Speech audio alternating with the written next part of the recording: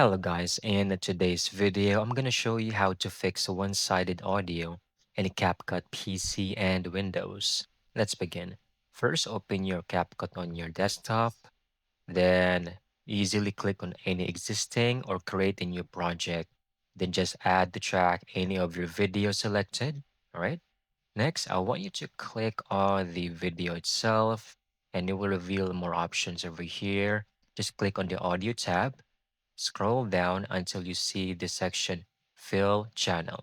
Click on it, and you will be able to click on more options over here. So what we need to do is choose Fill Right with Left if the audio only plays from the right side. You can choose Fill Left with the Right if the audio only plays from the left side.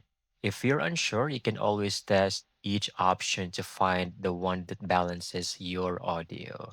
So you can easily experiment with this. And that's it. That's how you can easily get this done.